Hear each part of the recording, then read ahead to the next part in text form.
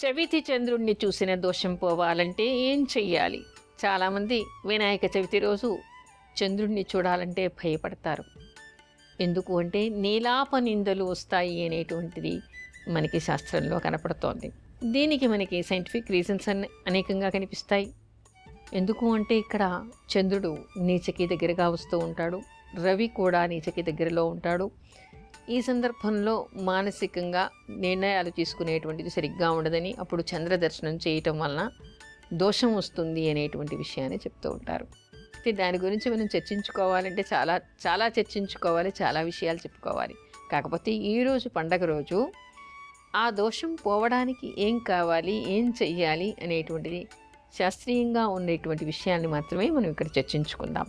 అయితే చవితి చంద్రుణ్ణి చూడకూడదు అనేదానికి చాలామందికి చాలా అపోహలున్నాయి. వినాయక చవితి రోజు వినాయకుడిని ప్రతిష్టాపన చేసిన తర్వాత రాత్రిపూట చంద్రుణ్ణి చూడకూడదు అనేటువంటి విషయం మాత్రమే చాలామందికి తెలుసు. కానీ మనకి ధర్మసింధు లాంటి గ్రంథాల్లో కనిపించేటువంటి విషయం ఏమిటంటే, భాద్రపద మాసంలో వచ్చేటువంటి శుద్ధ చవితి తిథి మొదలైన తర్వాత చంద్రోదయం ఎప్పుడవుతుందో అప్పటి నుంచి చవితి తిథి అయిపోయే వరకు ఉండేటువంటి చంద్రుణ్ణి దర్శించకూడదు అని. అంటే చవితి తిథి మనకి ఈసారి ఎలా అయింది? నిన్న సాయంత్రం 6:56 మనకి తదియా తిథి వెళ్ళిపోయి చవితి తిథి వచ్చేసింది. కానీ వినాయకుడిని మనం ఈరోజు ప్రతిష్టాపన చేశాం. కానీ చవితి చంద్రుడు ఎప్పటి నుంచి ఉన్నాడు, చవితి తిథి ఎప్పటి నుంచి ఉంది? నిన్న సాయంత్రం 6:56 నుంచి మనకి చవితి తిథి. అంటే నిన్న సాయంత్రం చంద్రోదయం నుంచి ఈరోజు రాత్రి 9:10 వరకు మనకి చవితి తిథి ఉంది. అంటే ఈరోజు రాత్రి 9:10 వరకు కూడా మనం చంద్రుణ్ణి చూడకూడదు. అంటే నిన్న సాయంత్రం నుంచి ఈరోజు తెల్లవారుజామున కానీ లేదా ఈవేళ రాత్రి కానీ చంద్రుణ్ణి మనం చూడకూడదు. రాత్రి ఎప్పటి వరకు? ఈరోజు రాత్రి 9:10 వరకు చూడకూడదు. చాలామంది అనుకుంటూ ఉంటారు, ఇక్కడ ఏమిటంటే మనకి చంద్రోదయం ఆలస్యంగా అవుతుంది. ఎందుకంటే శుద్ధ చవితి కాబట్టి కొంచెం ఆలస్యంగా అవుతుంది. రాత్రి వెంటనే మనకి నిన్నటి రోజు వెంటనే తదిపోగానే వెంటనే చంద్రుడు రాత్రి కనపడడు. కానీ ఈరోజు తెల్లవారుజామున లేచినటువంటి వాళ్ళకి చంద్రుడు కనపడే అవకాశం ఉంది.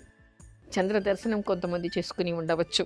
అంతేకాకుండా ఈరోజు రాత్రి 9:10 వరకు కూడా చంద్రుడిని చూస్తే దోషమే, నీలాప నిందలు వస్తాయి అనేటువంటి విషయాన్ని చెప్తారు. కానీ ఒక విషయం గుర్తుపెట్టుకోండి, ఈరోజు రాత్రి 9:10 తర్వాత చవితి తిథి పోయి పంచమి తిథి వచ్చిన తర్వాత చంద్రుణ్ణి చూస్తే ఎలాంటి దోషము లేదుట.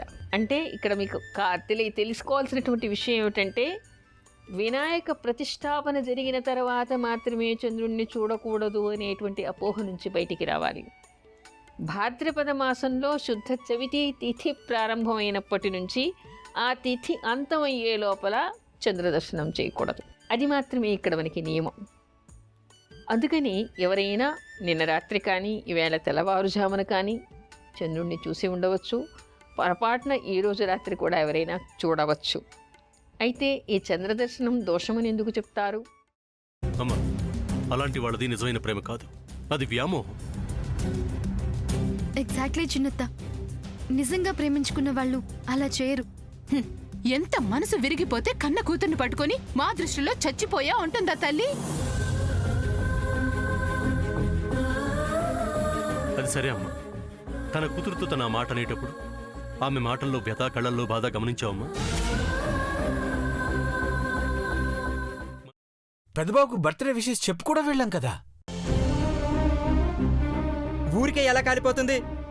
మంట పెడితేనో పడితేనో తగలబడుతుంది.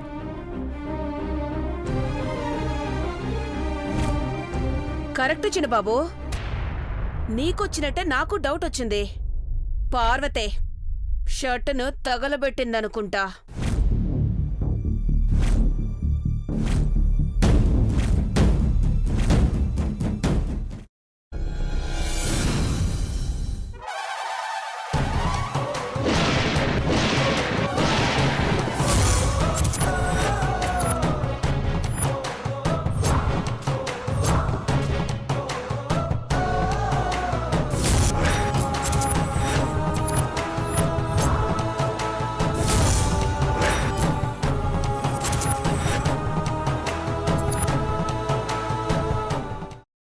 వేసుకున్న తర్వాత పొట్టు తీసేసి చాప్ చేసి పక్కన పెట్టుకోవాలి. ఒక ప్యాన్లో కొద్దిగా నూనె వేడి చేసి అందులో ఆవాలు, మినప్పప్పు, శనగపప్పు, కరివేపాకు, సన్నగా తరిగి పెట్టుకున్న ఉల్లిపాయలు వేసుకుని 1 నిమిషం పాటు వేయించుకోవాలి. ఆ తర్వాత కాల్చి కట్ చేసి పెట్టుకున్న వంకాయని కూడా అందులో వేసుకుని బాగా మిక్స్ చేసి బౌల్లోకి ట్రాన్స్ఫర్ చేసుకుని అందులో తగినంత చిక్కటి పెరుగు లేదా పల్చటి పెరుగు వేసుకుని మిక్స్ చేసి అన్నంతో కానివ్వండి, చపాతీతో కానివ్వండి సర్వ్ చేసినా చాలా బాగుంటుంది.